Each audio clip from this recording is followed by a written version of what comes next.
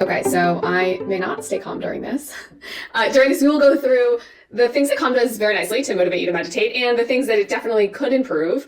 We will sign up for premium together, and I will end with why meditation is potentially harder than climate change. So here we go. I'm just going to click on, I have a paywall. Okay, we'll just go to something else. Oh, no, a paywall again. So you really cannot use Calm unless you pay. And I actually like this. This is counterintuitive because sometimes you want to give people a taste of your app so that they understand it, and then they will more likely pay. And in this case, look, meditation just isn't that fun, especially if you've never done it before. You sit down for 20 minutes, you try to clear your mind, and you fail because, and you're not supposed to say you fail, but you fail because you're not used to having a clear mind, and maybe you get a little antsy, maybe you get a little bored. And so the first session is likely to be your worst session. So why would they give you the taste of it in hopes that it will motivate you to continue? So, and also, in general, meditation actually only works or has proven to work. So if you look at all the RCTs, there's lots of meta-analysis out there.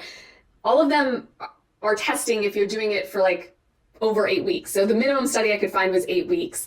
And that's about 2.5 hours a week. So this is a lot of meditating if you want the actual results that are kind of shown in the literature. If you do less than that, it may feel good, it may feel nice, but there really aren't any studies to suggest that you're going to get all of those benefits. And so Calm has to figure out how to motivate you to stay engaged and stay involved. And they're basically taking a model of look, let's just ask you to pay. I like it. One time I ran an event where I had people pay to come, and I only asked them to swipe their credit card. I actually charged it 2 cents or something. The idea was not that they would pay, but the idea was they would stop and think and say, do you really want to come to this event? Because there's so many flakes out there if it's just for free. I wanted to commit people, and it turns out I had high event attendance. And this is kind of what 10-day meditation retreats are also doing. You're getting people to really think about it and invest and say, this is the type of person I want to be. I want to be that person who talks about how they meditate all the time. So if we look at this, these are kind of a classic payment page. They're defaulting me to the yearly. They're showing me how much I have off. It's most popular. Very nice, very nice design. In general, not sure what people expect. $15 a month is actually quite a bit. You could say it's much less than a gym membership. It's the cheapest healthcare medication you'll ever get. And yet it is quite a lot. And so I think this page could hold people up. So the thing that I would want Calm to do before this page is actually not convince me about meditation by showing me all of the potential ways I could meditate. And by the way, this is very nice. LeBron James, great. Showing me these celebs, interesting. But this is just getting me to try to think I want to meditate by showing me the meditation. I want you to tell me why my life will be changed, how much better a person I'll be. The best thing that motivates me to think that I want to meditate is that friend that has said, and you all have those friends, this has changed my life. I'm such a better person. You can't even imagine. Imagine if they just had 15 of these videos with people just saying, this is it. You got to do it. Oh my gosh, I didn't believe it, and now I believe it. And so there's really an opportunity here to increase my motivation. At the point of the payment wall, we all know the highest drop off is your payment page. And so you've got to increase my motivation high enough to get over that blocker. And I don't think this is doing a great job. And so really what you're getting is people who already know that they want Calm to break through. Okay, that's it. We're going to do it. And I'm just going to do the monthly. Maybe I don't have confidence in myself or my meditation ability. I do have confidence that after this, I'll put a reminder on my calendar to see if I want to cancel. I was a Headspace girl. Okay. So here we go. Purchase all set. We're about to do it. Oh my gosh. What's going to happen? I bought Calm Premium. I'm now going to be a better person. It's happening so soon. Okay, great. So they basically did something which is very nice. I clicked on something, I paid, and now I'm back on the page. So many times there is the level of you're just paying for something and then you're dropped into the wilds to have to navigate back to what you actually wanted.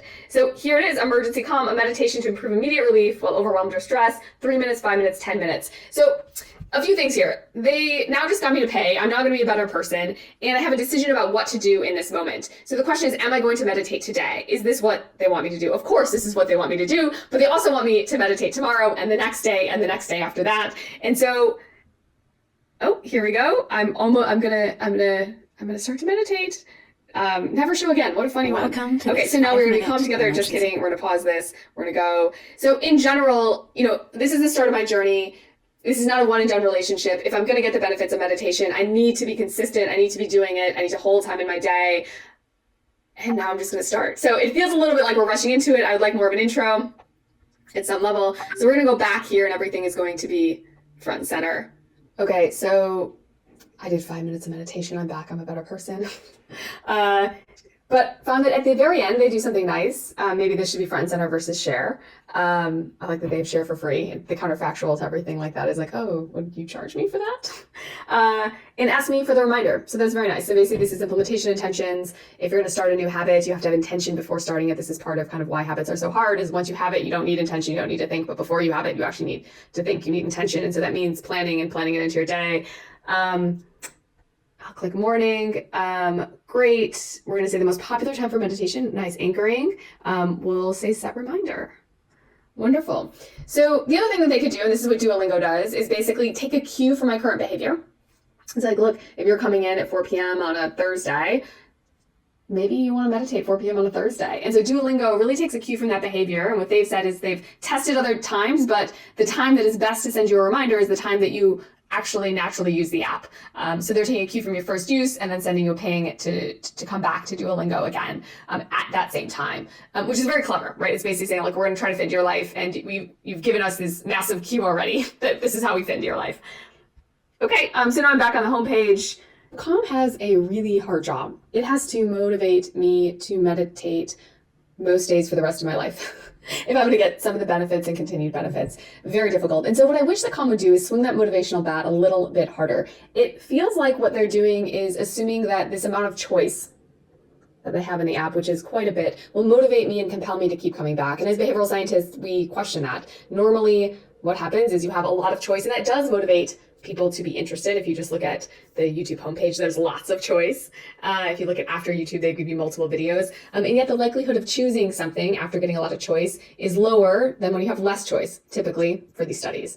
And so what that means is that you like the choice, but it's not converting because you're just spending too much time making the decision. You can imagine saying, wow, I don't know which one to choose. And then when you choose something, you're still thinking, did I choose the right one? I'm most nervous about this because it's eating into people's meditation time. If you only have a limited number of minutes set aside to meditate, we've just taken 5 of them to pick. Now, I'm much more of a satisficer than an optimizer, so I feel worse for you optimizers out there. I'm trying to have to make this decision.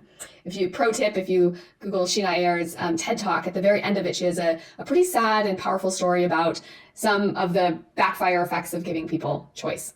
So they could decrease my choice here, but they can also swing that motivational bat harder in other ways. So am I really going to motivate or meditate for the rest of my life? Probably not, but maybe I could do it consistently for 5 days. So we know from the goal literature that giving people achievable goals, having them feel progress towards those goals, feeling like the end is in mind, maybe even having a reward at the end of those goals, gets people to complete more. And so imagine a world where you just had, look, for the next 5 days, you're going to meditate at 8 a.m. This feels much more achievable than changing my full identity to be somebody who meditates. And if I'm going to meditate like this, you could imagine it could also be cool if I do it with other people. So Peloton has this feature called Here Now, and what they've said is when they introduce this, it really gives people a feeling that you're not doing this by yourself. And so you can imagine when you enter Calm, potentially you're starting with a cohort, everybody else is going to meditate at 8 a.m. for 5 days straight, and you give each other high fives through the way. Instead of it being just you, no one knew that I opened this app except for you guys. No one knew in my family or my friends that I'm going to start to become somebody who meditates. And so really sharing it with other people is going to help externalize this goal and potentially help people complete even more.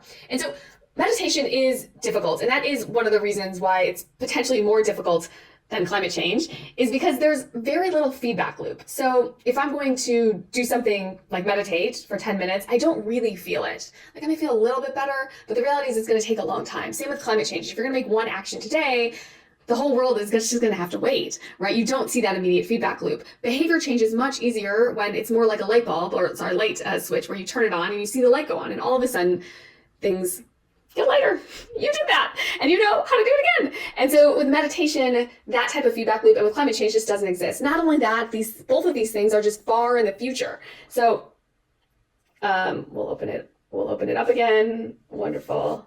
Both these things are far in the future, right? It's abstract, the benefits. It's not as concrete. Like, I'm not immediately getting money in my pocket. I'm not immediately eating some piece of cake. The benefits of meditation are difficult. Some days I may feel really good. Some days I may feel terrible. On average, I may feel better, but hard to really understand that. And really same thing with climate change, that the benefits to climate change may be abstract or farther away from you, or then closer to you.